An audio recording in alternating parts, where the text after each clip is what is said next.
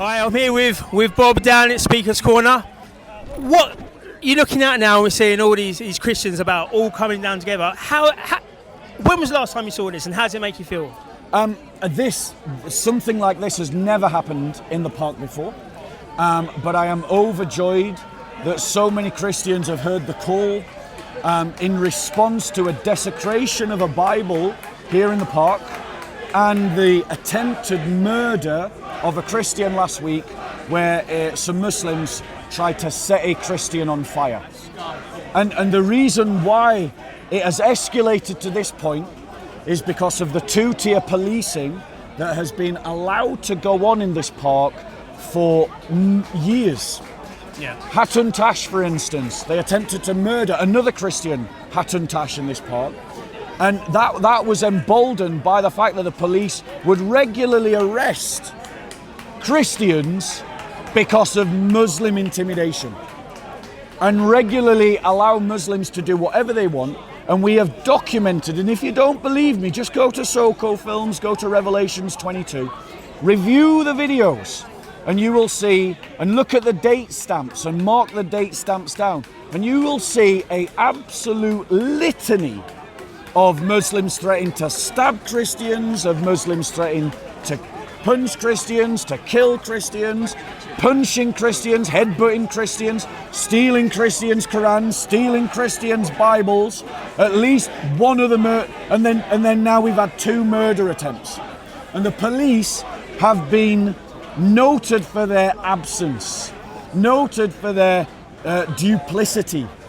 And the reason why we're organising this protest here is because we want to show that we aren't going to be intimidated by a bunch of Islamist thugs, and that we can stand up for ourselves, and that we aren't surrendering this park to your attempt to bully us. And if the police won't protect us, then we'll just have to protect ourselves, not because we want to be in that situation, but because the two-tier policing is creating that situation.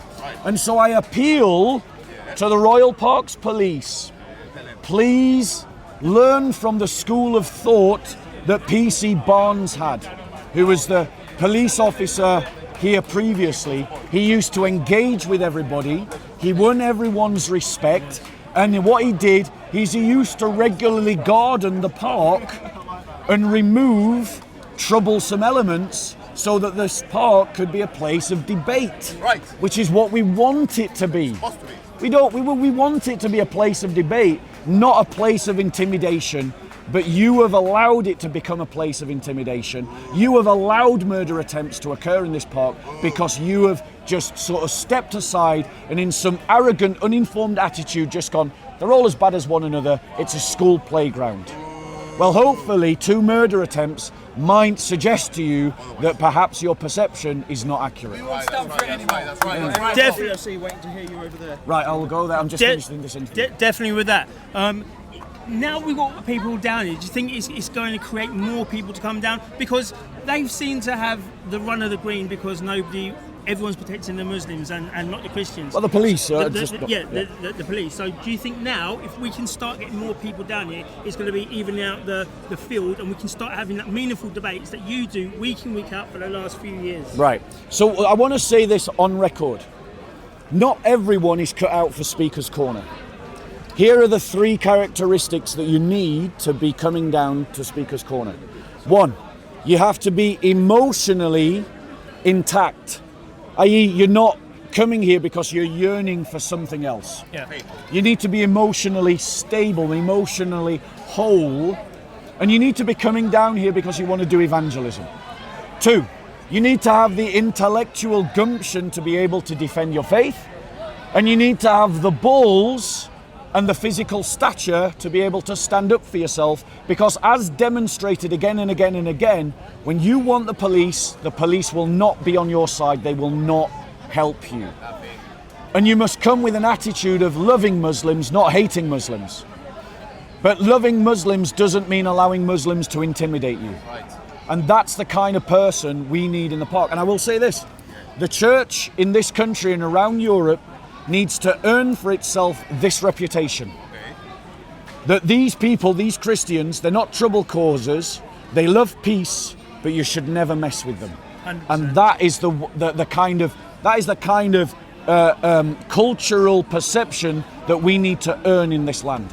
Yeah, definitely with that. And finally, you spoke earlier on about the disciples of Christ. It's been a street movement, and you're going to start going to embassies and places like that. Can you just briefly tell the people at home where to find them and what you're going to be doing and what it's about?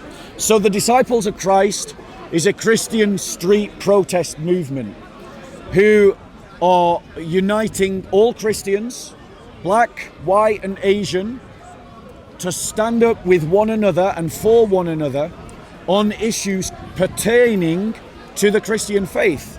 And the first amongst those is the persecuted church. So we're organising a whole series of protests outside the embassies of those nations where Christians are being persecuted to show that we stand with our brothers and sisters around the world who are being persecuted. But it will go beyond that. We will also call out and protest against two-tier policing. We'll call out and protest against the media double standards of the BBC. We'll join with pro-life marches, and we'll basically, any issue where Christians have a vested interest, we as a street movement will start protesting there. Because, why? Because we have something wonderful in the UK, democracy. And not everyone, people don't appreciate that in a democracy, you can change government without violence. That is an incredible achievement. And what it means is that we do battle, but we do it through what we call politics, democratic politics. And so as Christians, we do have the right to protest about Christian issues, about the fact that the police are arresting Christians for just thinking inside their own head. We should be protesting that, and we will protest that. And that is what the Disciples of Christ is. It's a Christian street protest movement. We are leading where the bishops refuse to lead. We are leading where the cowardly clergy refuse to lead, who never stand up even for their own community. Definitely, amen to that. Thank you for that. All right. I'm going to go and do a talk over there. We're going to put you around a bit. All right.